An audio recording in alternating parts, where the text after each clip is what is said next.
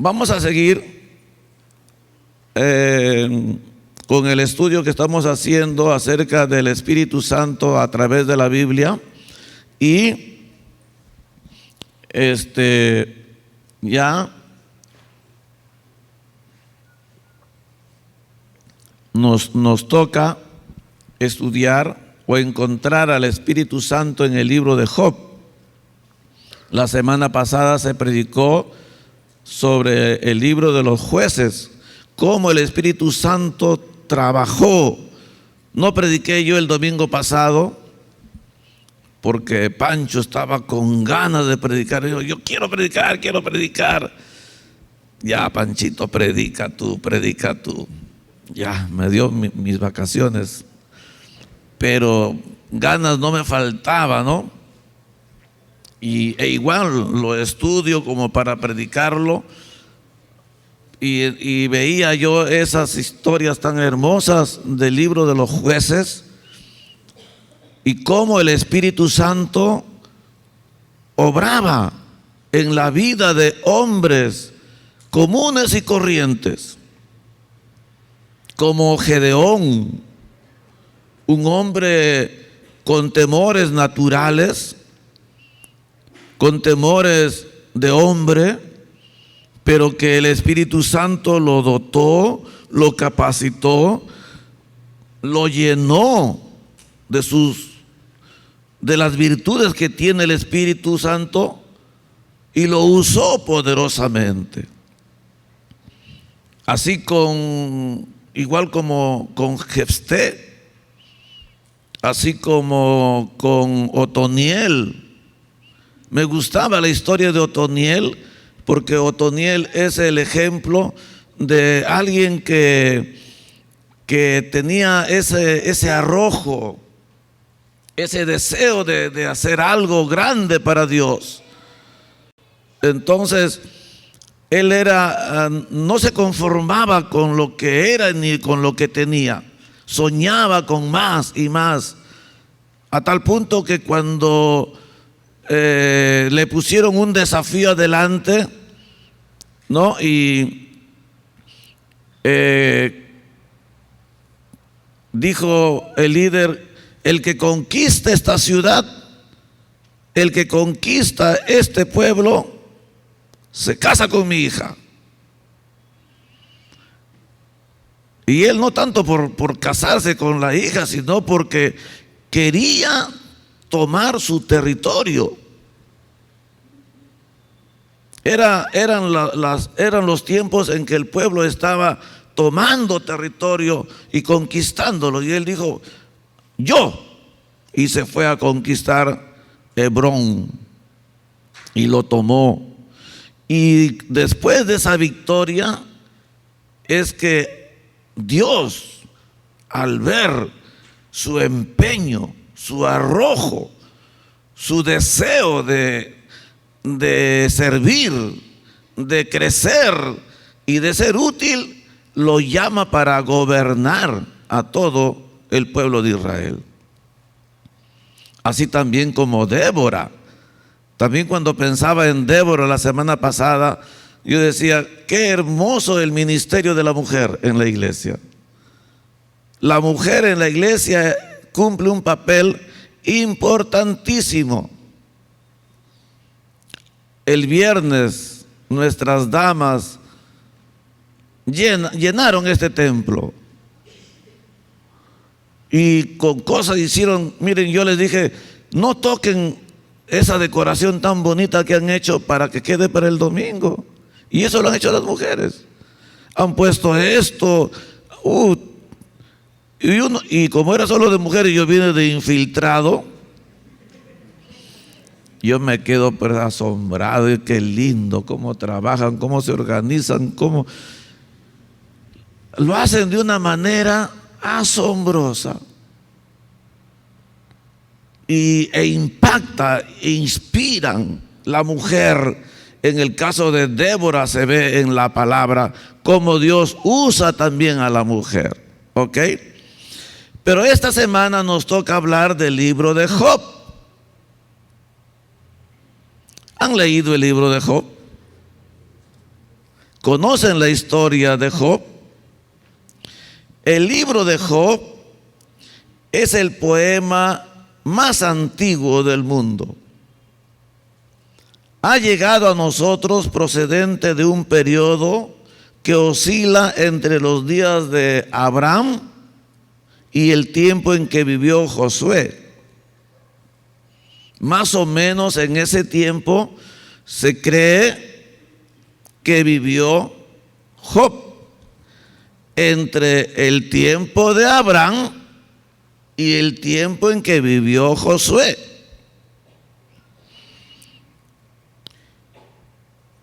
El libro de Job es un drama profundamente interesante que pone en claro algunos de los más importantes principios del gobierno divino y revela la manera como Dios trata personalmente a su pueblo por medio del Espíritu Santo. Esa es la historia de Job. Es más que un libro, es un drama, es un poema. Está escrito en forma poética. Está escrito de una manera que nosotros podemos leerlo con esa dulzura de leer, de cómo se lee un poema. Job se presenta en el escenario como un ejemplo de lo que debe ser una persona de carácter noble y recio, un hombre que es la expresión del más elevado ideal del carácter humano. Imagínense lo que Dios dice de Job. Y dijo Jehová a Satanás: ¿no has considerado a mi siervo Job, que no hay otro como él en la tierra, varón perfecto y recto, temeroso de Dios y apartado del mal? Ese era Job.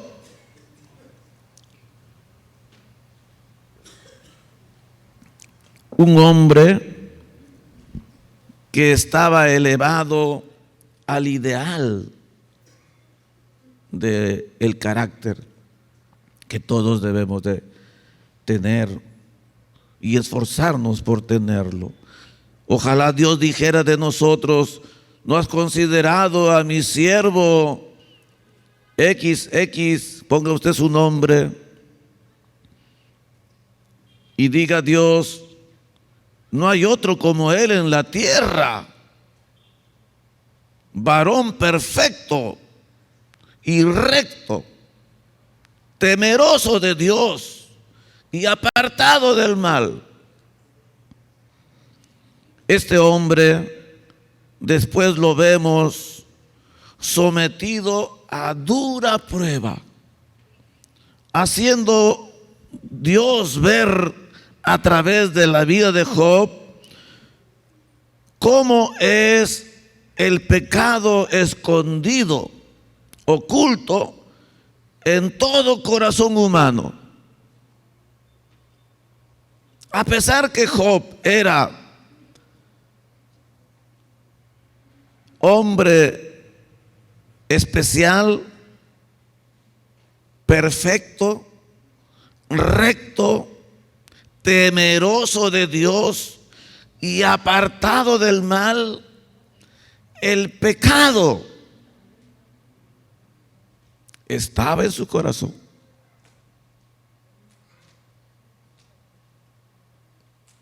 Como lo está en el nuestro. Nosotros somos cristianos, amén. Amamos a Dios, amén. Tememos a Dios, amén. Pero el pecado está en nuestro corazón. El pecado está oculto, escondido, camuflado, taimado. El pecado está allí. ¿Cuántas veces yo he quedado avergonzado delante de mi Dios al ver mi pecado escondido? No debajo de la alfombra, sino en lo recóndito de mi corazón, allí adentro, a veces fluyendo de una manera que me avergüenza, que me ruboriza, o que a veces me hace temblar. Pero ahí está. En este drama del libro de Job, varias personas aparecen en el escenario. Aparece Bildad, aparece Elifaz, aparece Zofar, que probablemente estos tres representan a la sabiduría, a las riquezas y a los placeres mundanos. No se olviden, es un drama. Y cada personaje está allí representando una de estas fuerzas que suelen atraer, cautivar al hombre. Si no es la sabiduría, es quizás las riquezas. Si no es las riquezas, quizás son los placeres mundanos. Y dice la palabra que ninguno de estos hombres pudo dar a Job el consuelo, la enseñanza y la disciplina que él necesitaba. Pero no eran tres los amigos, eran cuatro. Aparte de Bildad, Elifaz y Zofar, había otro llamado Eliú.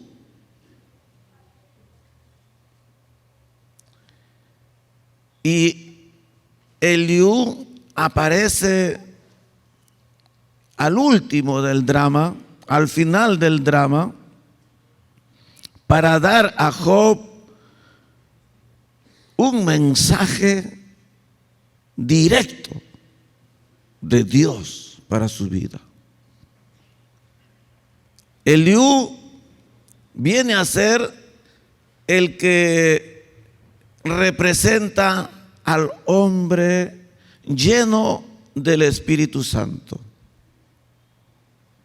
En medio de este drama donde la riqueza, la sabiduría y los placeres no logran dar una respuesta, un consuelo, una enseñanza, ni crear disciplina en el hombre, finalmente aparece Eliú.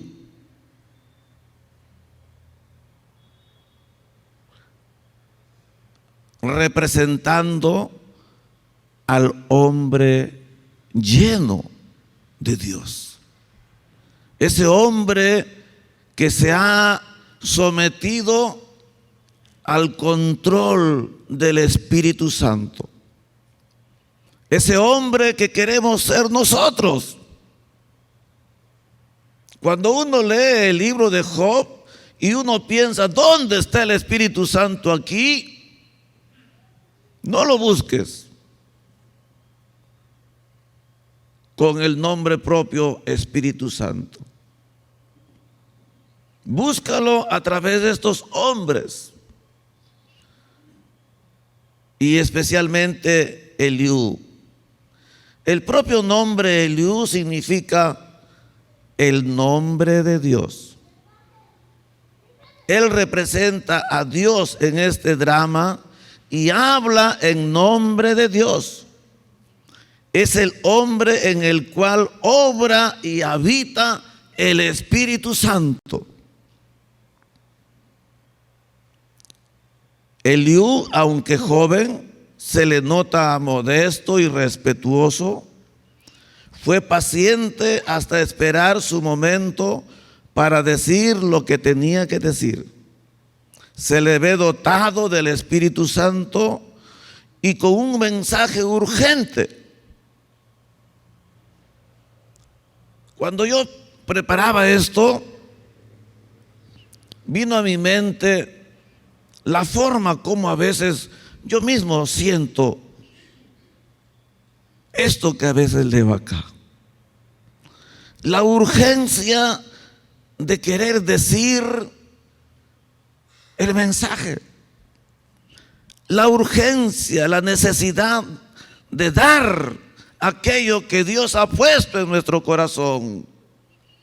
No porque queremos nosotros lucirnos o demostrar nuestra sabiduría, nuestra capacidad, porque nada somos, sino porque el Espíritu Santo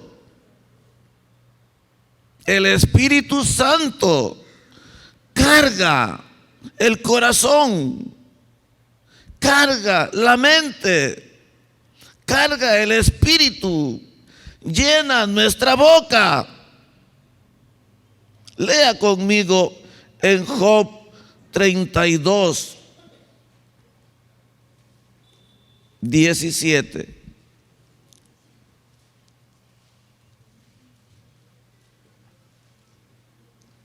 Mire lo que dice ahí, Job 32, 17. Por eso yo también responderé mi parte, también yo declararé mi juicio, porque lleno estoy de palabras y me apremia el espíritu dentro de mí. De cierto mi corazón está como el vino que no tiene respiradero y se rompe como odres nuevos. Hablaré pues y respiraré, abriré mis labios y responderé.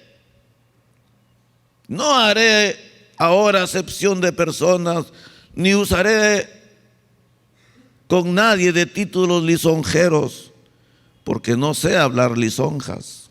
De otra manera, en breve mi hacedor me consumiría.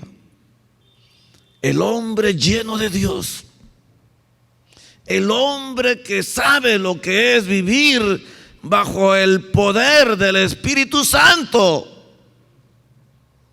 ese hombre, amado hermano, siempre tiene un mensaje, siempre tiene una palabra, siempre su boca tiene algo que decir para edificar, para hablar, para formar, para disciplinar. Ustedes me conocen. 30 años estoy con ustedes. Ustedes son el fruto de 30 años de trabajo. Conocen cómo hablo, cuándo hablo, por qué hablo. Y a veces uno se siente como Eliú, lleno de palabras, cuando el Espíritu nos apremia dentro de nosotros. Y de cierto el corazón está como el vino que no tiene respiradero y se rompe como odres nuevos. Y recién cuando hablamos, respiramos. ¿Ha sentido usted alguna vez eso? ¿Ha sentido usted cómo el Espíritu Santo lo mueve?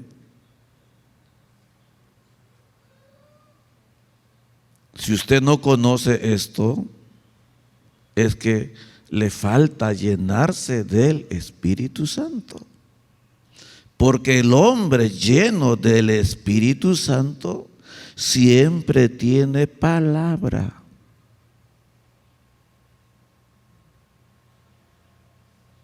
Siempre tiene un mensaje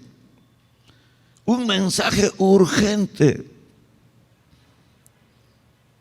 siempre está reprendiendo, corrigiendo, enseñando, hablando, formando. Siempre, siempre su boca está llena de palabras. El Espíritu lo apremia. No se hace de la vista gorda. Corrige el pecado.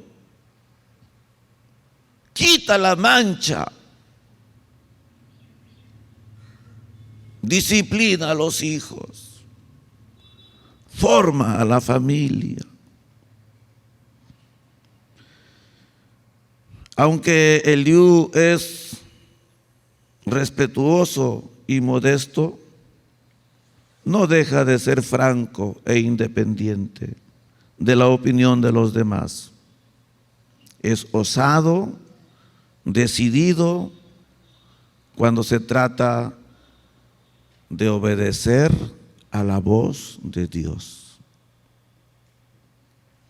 Mientras que Bildad, Elifaz y Zofar son viejos, han vivido, supuestamente han acumulado sabiduría, pero ninguno da en el clavo del problema de Job.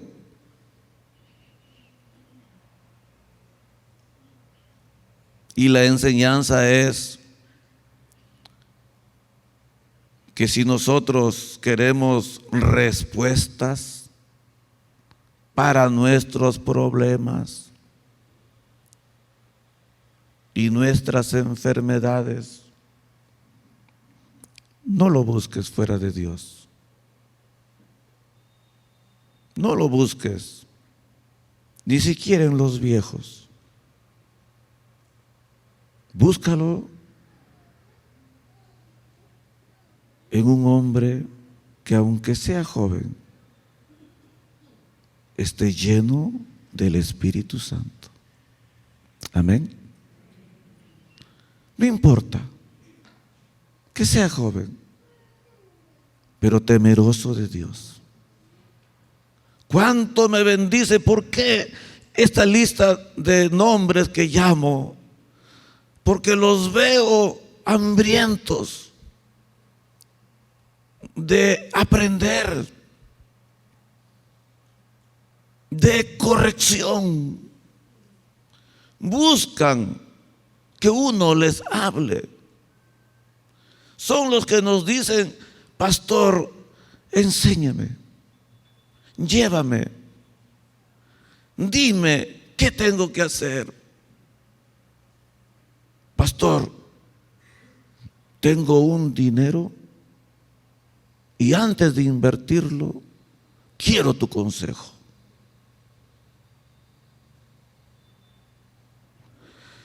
Hombres que se dejan guiar por el Espíritu Santo.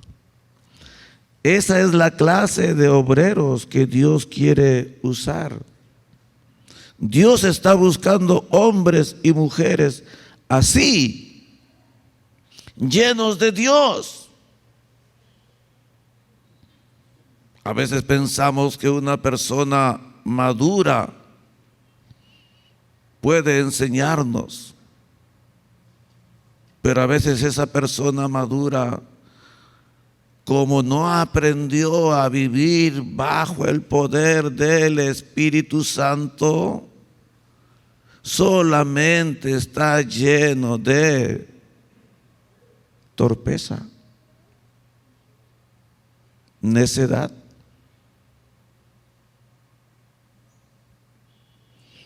¿Cuál es el mensaje que da Eliú a Job? Porque todos hablaron. Habló Bildad, habló Elifaz, habló Zofar, y el jovencito Eliú callado, escuchando. Hasta que dijo: ya no aguanto más, Ya no aguanto, mi espíritu está adentro y me apremia y quiero dar esta palabra, este consejo para este hombre Job, sufrido, enfermo. Para ti tengo una palabra. Para ti tengo un mensaje. Escúchame, le dice Eliú a Job. El mensaje es ciertamente admirable. Ese mensaje revela los más profundos principios del gobierno moral de Dios para con nosotros los hombres.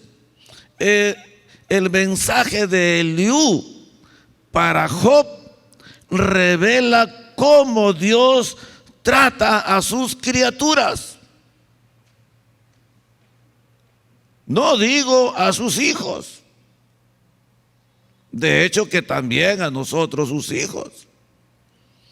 Pero este drama expresa de forma admirable esos principios del gobierno divino respecto a nosotros.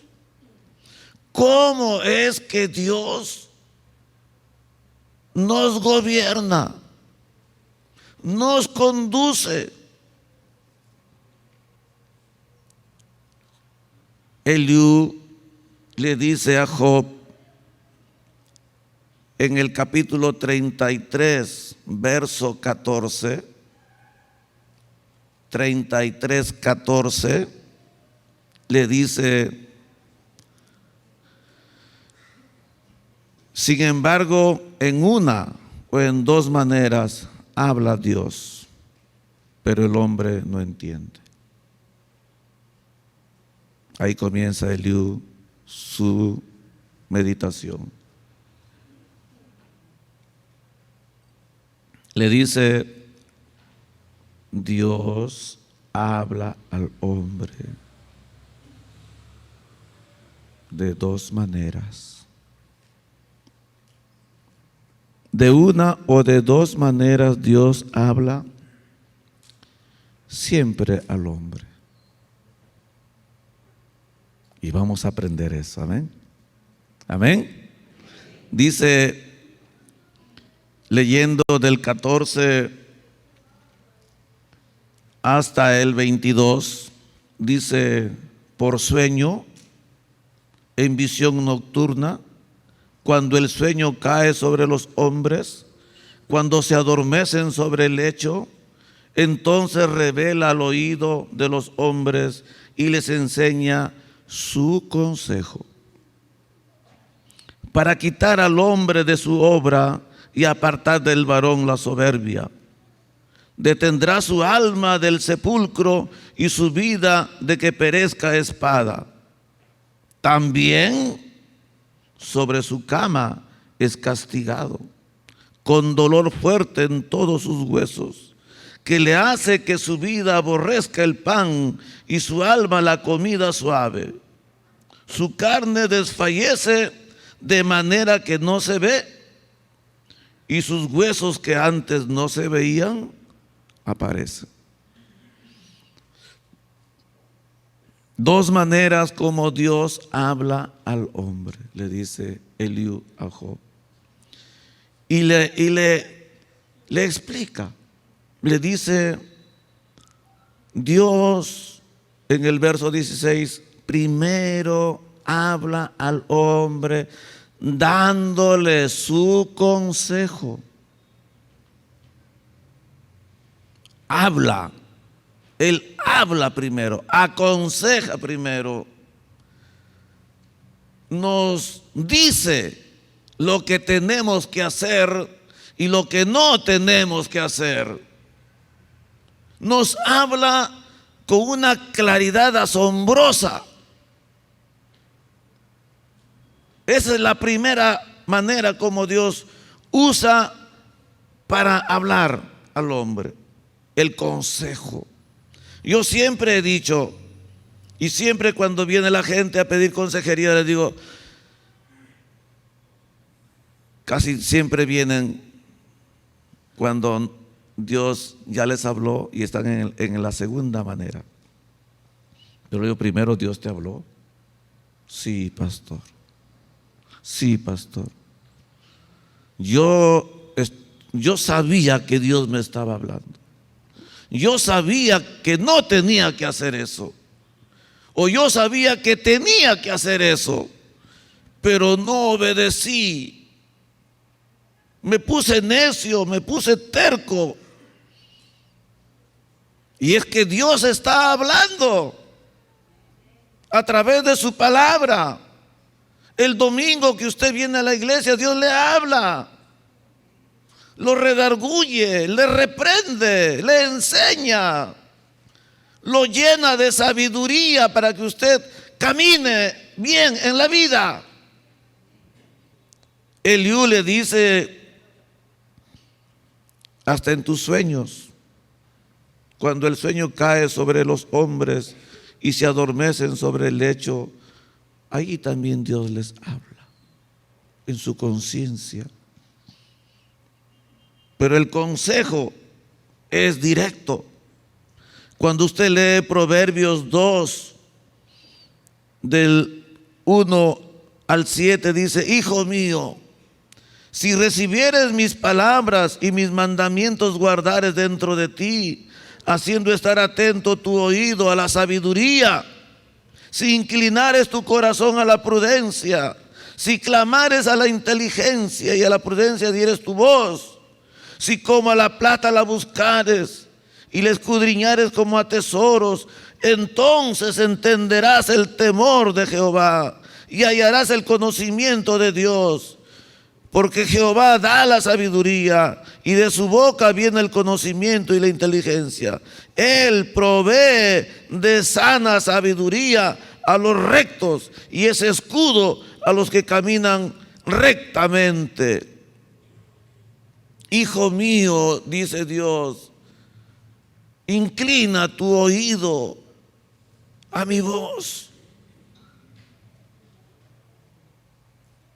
Pero dice la palabra, pero el hombre no entiende, dice. Eliú le dice, de una o de dos maneras Dios habla, pero el hombre no entiende. ¿Por qué son nuestros problemas? ¿Por qué son nuestros problemas? ¿Por qué estamos llenos de problemas?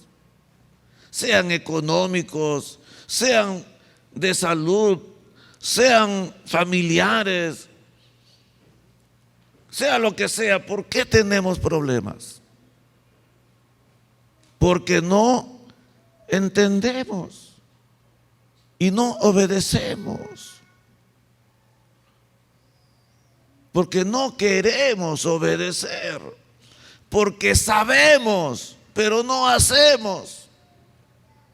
No se trata de saber o de acumular conocimiento, sino se trata de aplicar lo que ya me enseñaron y vivir lo que me enseñan.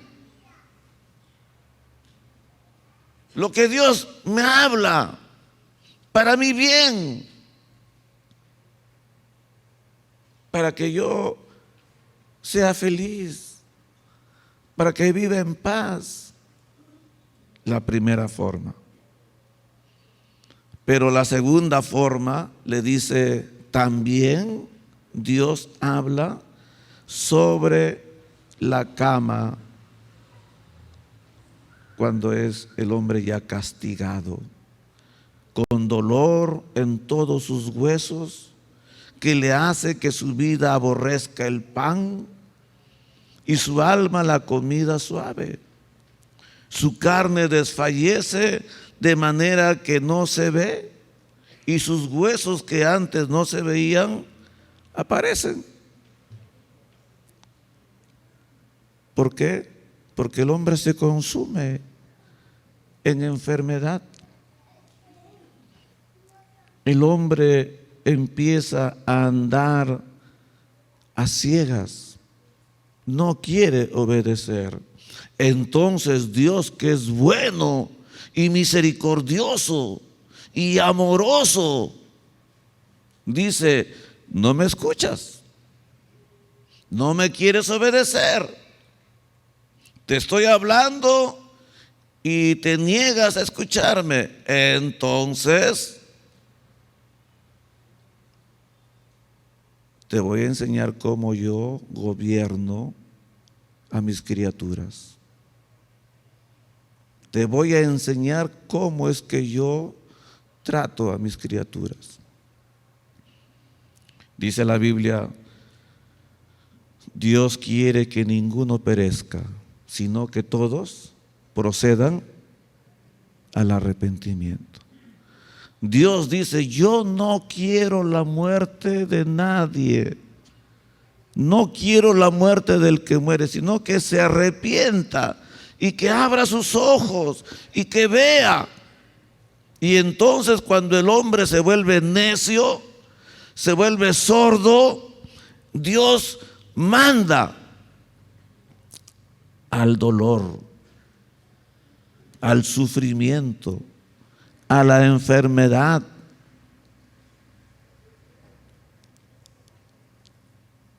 Y lo derriba al lecho de dolor. ¿Para qué? ¿Para que sufra? ¿Porque a Dios le gusta vernos sufrir? No. Lo hace por amor. Por amor. Para que abramos los ojos, para que entendamos, para que despertemos de nuestro sueño, de nuestro adormecimiento. El problema, la enfermedad, el dolor son una bendición. Cuando la gente viene a la iglesia y dice: estoy enfermo, que Dios, oren para que Dios me sane. Nosotros no oramos para que Dios lo sane. Nosotros oramos para que usted entienda por qué Dios le ha mandado la enfermedad. Porque la enfermedad es un mensajero de Dios. Cuando usted viene con problemas de que mi mujer, que mi marido, que mis hijos, nosotros no oramos para que se arregle eso.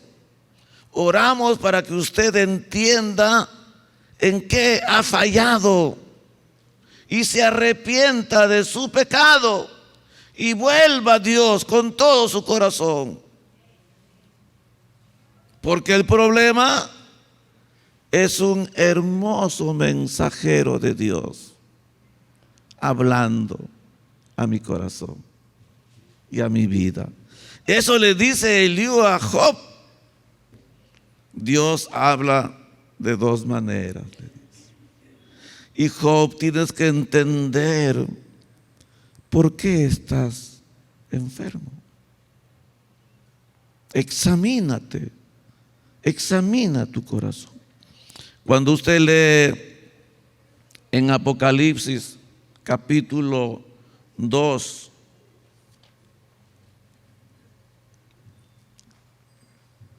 del verso 20 al 23,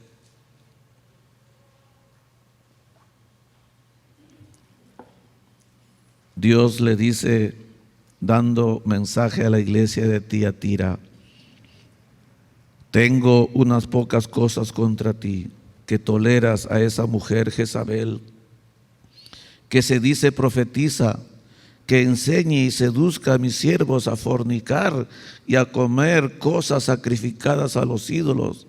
Y le he dado tiempo para que se arrepienta, pero no quiere arrepentirse de su fornicación.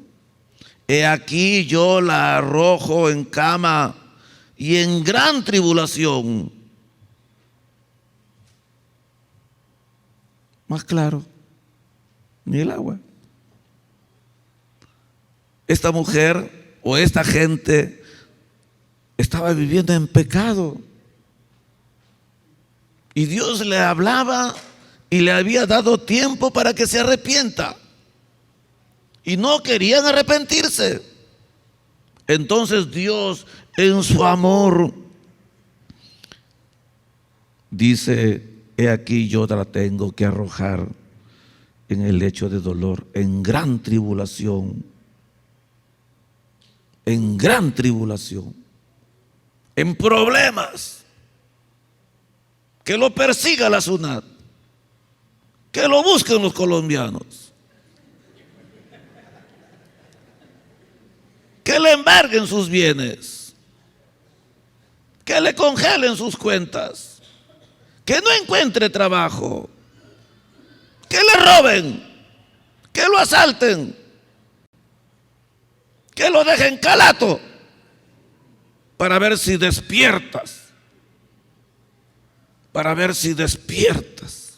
y te arrepientes. Que te dé cáncer, que te digan que tienes un cáncer terminal, para que despiertes y te arrepientas. Amén. Eso es lo que está diciendo Dios. Es la forma como Dios gobierna. Es la forma como Dios nos trata. Y solamente hay que entenderlo, amados hermanos. Job es el cuadro de un pobre enfermo, afligido por el dolor, hundiéndose más y más a causa del agotamiento que le produce la enfermedad, hasta que llegó el momento en que parecía que estaba listo para el sepulcro, pero Dios todavía tenía una palabra para él. Porque Dios no quiere la muerte de nadie, solamente quiere que aprendamos la lección. Quiere que aprendamos la lección. Él es el papá que corrige, que reprende, que castiga, que disciplina hasta que aprendamos la lección y nos volvamos a Él de todo corazón. Lea conmigo en Job 33, 23.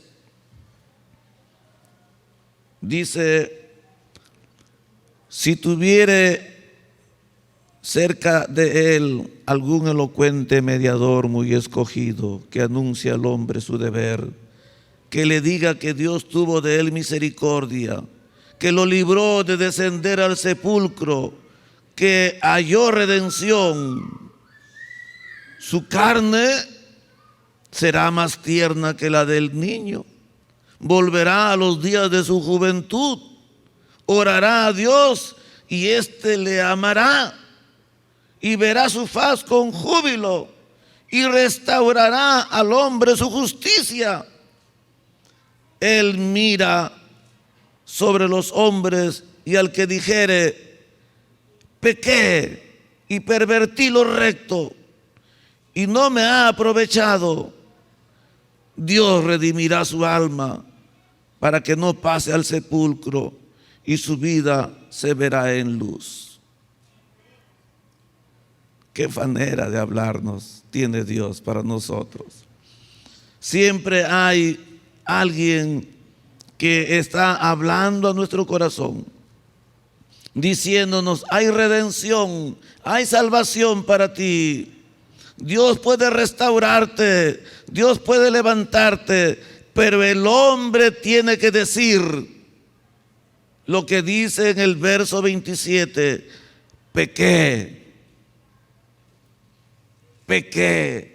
pervertí lo recto y no me ha aprovechado. Esas palabras, hermano, son las palabras mágicas que transforman el destino del hombre. Esas palabras, cuando salen de la boca de un hombre sincero, de un hombre que está decidido a dar un giro completo a su vida, decidido a salir del círculo vicioso. Dios dice: yo he venido para que tengas vida y la tengas en abundancia, pero tienes que reconocer algo, que has pecado, que has pervertido lo recto, que has torcido lo recto, que has abandonado el camino bueno. Tienes que reconocerlo. Entonces Dios redimirá tu alma para que no vayas al sepulcro, y tu vida será en luz. Amén. Quiero terminar leyendo en el capítulo 34, verso 29 en adelante. Dice: si Él diere reposo, ¿quién inquirirá? Si escondiere el rostro, ¿quién lo mirará? Esto sobre una nación y lo mismo sobre un hombre, haciendo que no reine el hombre impío para vejaciones del pueblo. De seguro conviene que se diga a Dios: he llevado ya castigo, no ofenderé ya más. Enséñame tú lo que yo no veo. Si hice mal, no lo haré más. ¿Ha de ser eso según tu parecer? Él te retribuirá, ora rehuses, ora aceptes. Él te va a retribuir. Tú puedes decir: ahora he llevado castigo. Yo sé que mi dolor, mi sufrimiento, mi fracaso, mi enfermedad, mi tragedia es fruto de mi pecado, y por eso estoy sufriendo. Pero si hice mal, ya no lo haré más. Enséñame tú, Señor, lo que yo no veo. Enséñame, por favor, lo que yo no veo. Saca de mi corazón el pecado escondido, el pecado que me destruye.